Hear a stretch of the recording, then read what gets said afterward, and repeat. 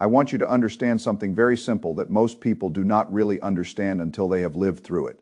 Wealth does not grow in a straight line. It grows slowly, then faster, then suddenly. And that sudden part is what most people see from the outside. They see a person who appears to be getting richer very quickly, and they assume that person became lucky, or found a secret, or had some unfair advantage. But in many cases, what they are really seeing is the late stage of a compounding process that began years earlier, when nothing seemed to be happening. This is why the first $100,000 matters so much. It is not because $100,000 makes you rich. It does not. It is not enough to retire on. It is not enough to stop working. It is not enough to protect you from every risk in life. But it is enough to change the machine. Before that point, after that point, more and more of the work begins to be done by your money. That is the shift. And if you do not understand that shift, you may quit too early. You may look at your progress in the first few years and think nothing is happening. You may think the system is broken. You may think investing is too slow. You may think saving is pointless. But the early stage of compounding always feels disappointing. That is not a failure of the process. That is the nature of the process. Let me show it in the simplest possible way. Imagine I give you a choice. I can give you $1 million today, or I can give you 1 penny today, and that penny will double every day for 30 days. Most people, if they do not understand compounding, will take the $1 million. It feels obvious. 1 penny feels ridiculous. On the first day, you have 1 penny. On the second day, you have 2 pennies. On the third day, 4 pennies. On the fourth day, 8 pennies. For the first 10 days, the process looks almost stupid. You do not feel rich. You do not feel powerful. You do not feel like something historic is happening. At the end of 10 days, you have only a few dollars. That is how the early years of saving and investing feel. You are working, you are cutting expenses, you are saying no to things. You are trying to invest small amounts of money. And the statement does not look impressive. The gains look tiny. The whole thing feels slow and almost unfair. Then the process begins to change. The next 10 days become more interesting. The numbers are still not life-changing, but they start to become visible. The growth is no longer invisible. It begins to show up. Then the final 10 days are completely different. That same process that looked useless in the beginning becomes explosive at the end. By day 28, the penny path has crossed more than $1 million. By day 30, it has become more than $5 million. Nothing magical happened on day 28. The same rule was operating the whole time. The only thing that changed was the size of the base. That is the key to understanding why net worth begins to accelerate after $100,000. Getting to $100,000 is like getting to the part of the penny example where the numbers finally start to matter. The early stage is slow, the middle stage begins to work. The later stage can become powerful. Most people never get to the part where the process becomes powerful because they judge the process too early. They look at day 5 and conclude that day 30 will never arrive. They save a little money, invest a little money, watch it grow by a small amount, and decide it is not worth the sacrifice. That is a costly mistake in life and markets. The first part of the process often looks nothing like the final result. The seed does not look like the tree. The early deposit does not look like financial freedom. The first dividend does not look like independence. The first year of investing does not look like wealth, but the system is already changing. I have learned to think in systems, not events. An event is what happens today. A system is the process that produces outcomes over time. If you focus only on the event, you will get emotional. If you focus on the system, you can become rational. Compounding is a system at the beginning. Your labor is the engine. You earn the money, you save the money, you invest the money, you do not yet have enough capital for the capital to do much for you. That is why the first $100,000 is so hard.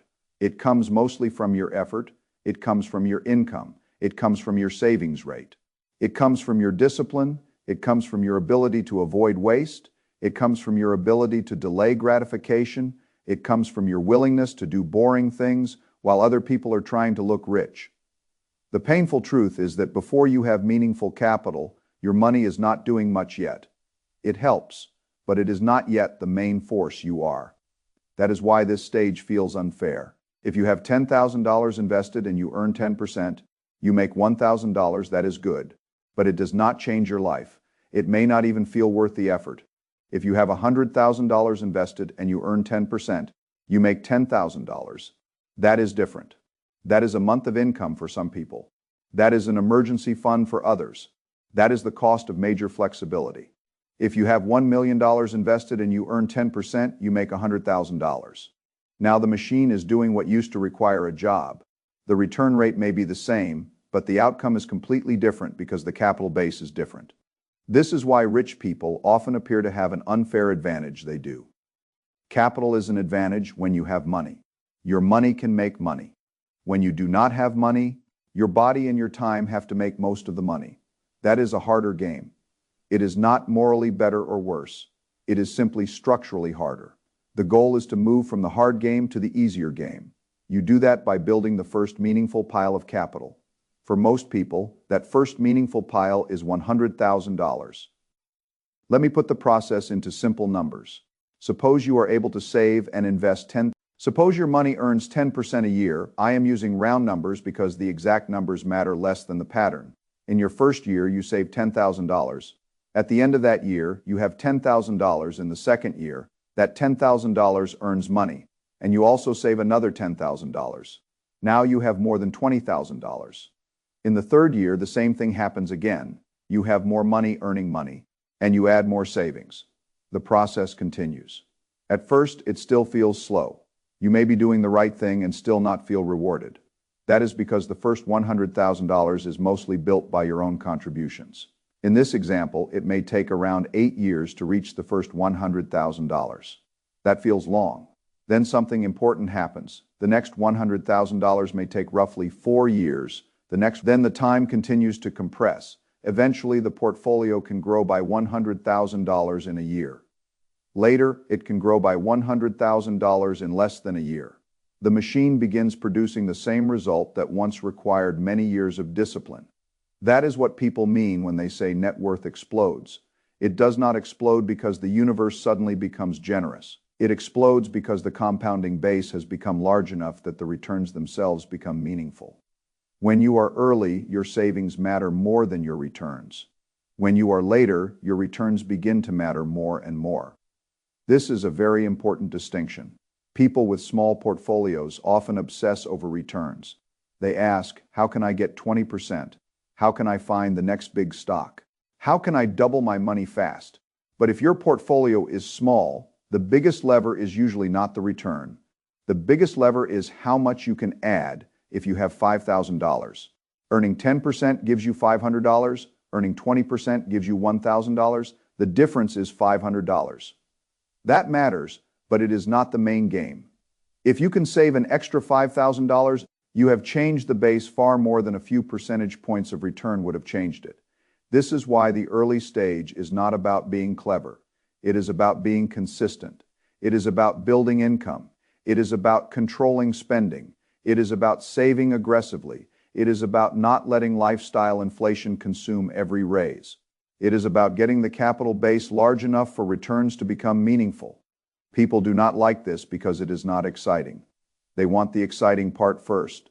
They want the day 30-penny result without living through days 1 through 20. They want the portfolio to produce large gains before the portfolio is large enough to do that. That is not how reality works. Reality works through cause and effect. If you get the compounding, if you do not build the base, you do not get the compounding. It is not a matter of hope. It is a matter of mechanics. There is a principle here that is useful in many areas of life. The pain comes before the acceleration. In physical training, the early workouts are uncomfortable and the visible change is small. In learning, the early effort feels confusing and the progress feels slow. In business, the early years often feel like pushing a heavy wheel that barely moves. In investing, the early savings feel too small to matter. But if the system is sound, the progress builds beneath the surface.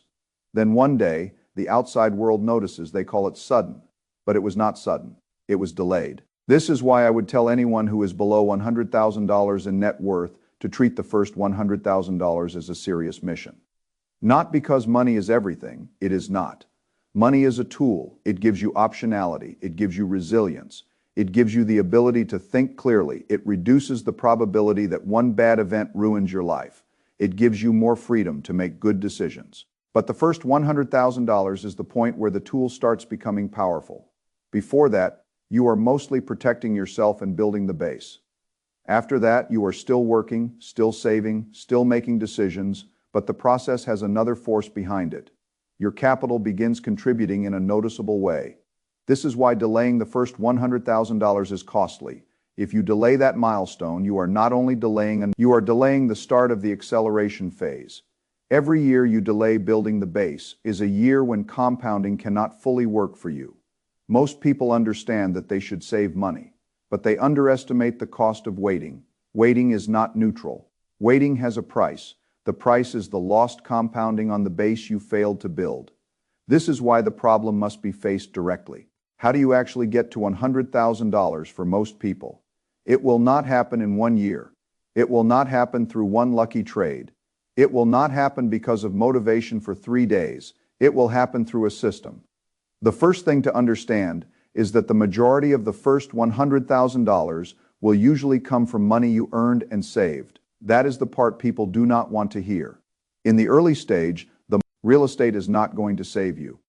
Crypto is not going to save you. A magic investment is not going to save you. Your behavior will save you. Your savings rate will save you. Your ability to increase your income will save you. Your ability to keep money will save you. This is where many people fail. They want the compounding without the contribution. They want the explosion without the grind. They want the reward without first building the base that makes the reward possible. The first $100,000 requires discipline. You need to live within your means. That phrase is old, but it is still true.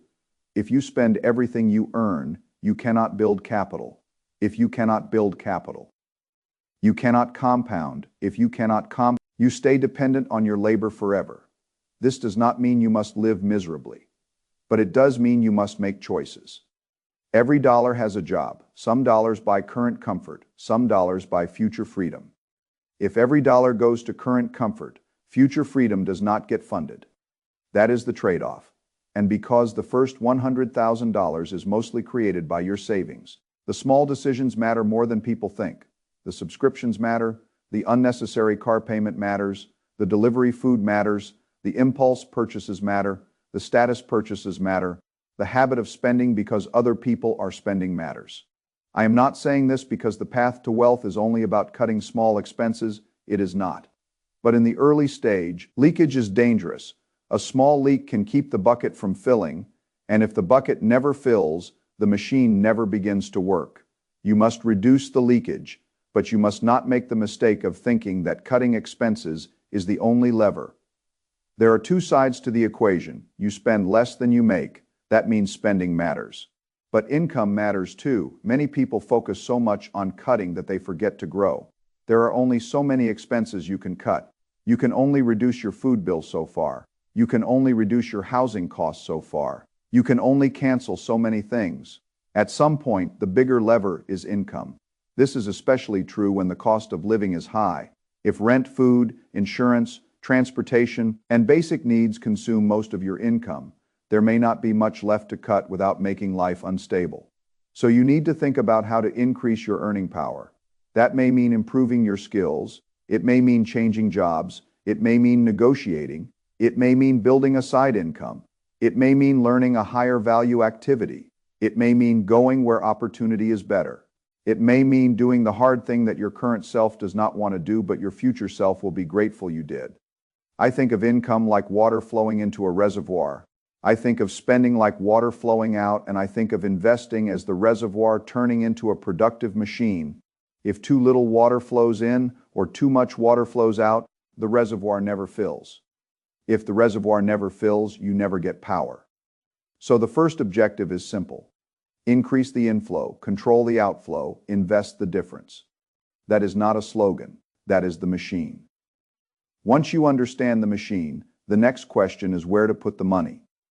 I would keep the early investing process simple.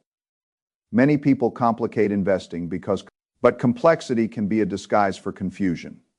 In many cases, simple systems executed consistently beat complicated systems executed emotionally. If I were trying to build my first $100,000, I would look for every structural advantage available. If an employer offers a retirement plan match, I would want to understand it and take advantage of it if it fits my circumstances. A match is not normal investment return. It is an immediate boost created by the structure of the plan.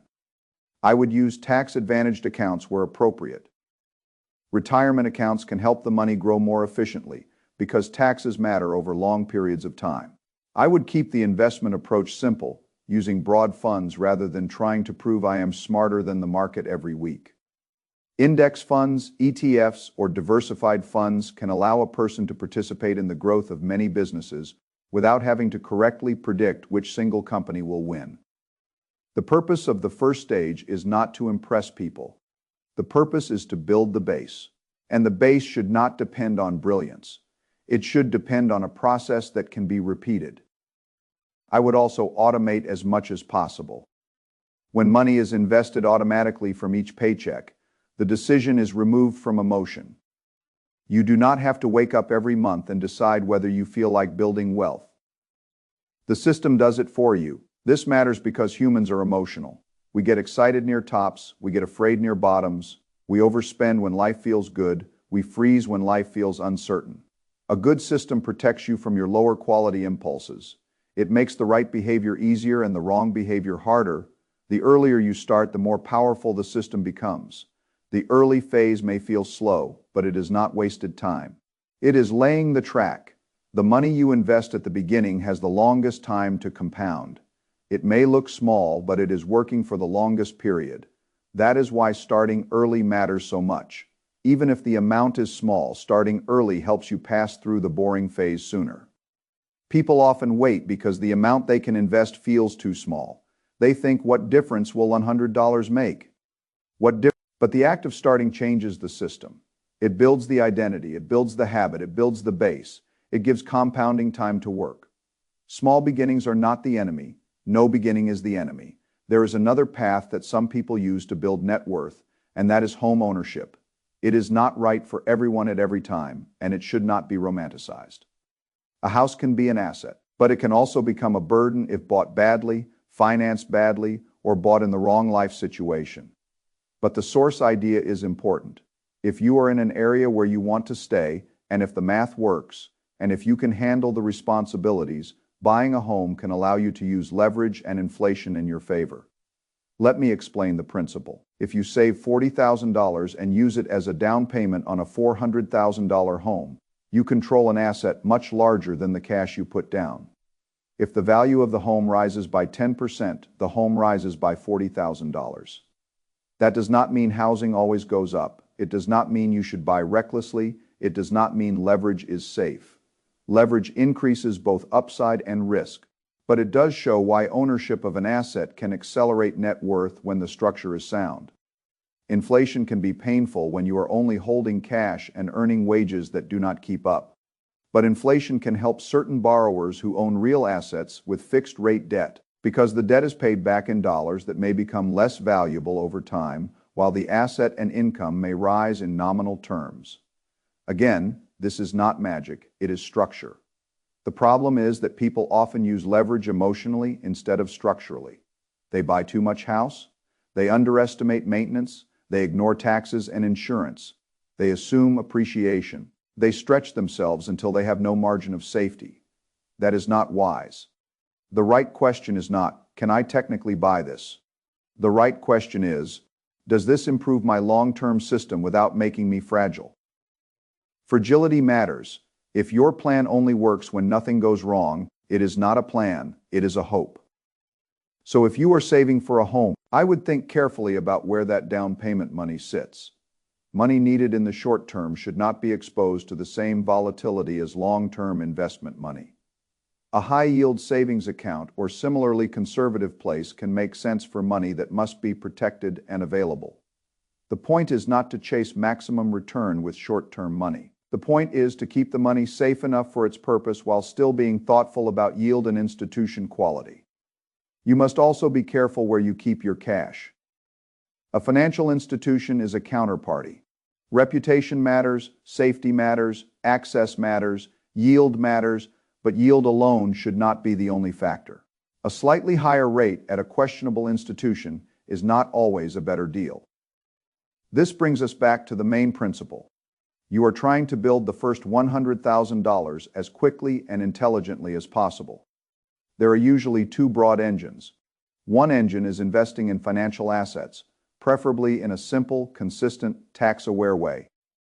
The other engine, for some people, is saving toward ownership of a real asset such as a home, when the life situation and math make sense. Both engines require discipline. Both require not spending every dollar. Both require avoiding mistakes that can set you back years. And both require understanding that the early stage is supposed to feel slow.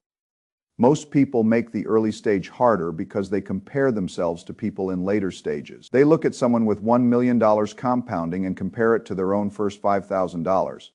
That comparison creates discouragement. Do not compare your day 5 to someone else's day 28. That is not rational. The correct comparison is between your current system and your previous system. Are you saving more? Are you earning more? Are you investing consistently? Are you reducing waste? Are you building resilience? Are you getting closer to the point where your money begins working for you? That is the right comparison. The first $100,000 is partly a financial milestone and partly a psychological one. When you reach it, you prove to yourself that you can build capital. You prove that you can control your behavior. You prove that you can delay gratification.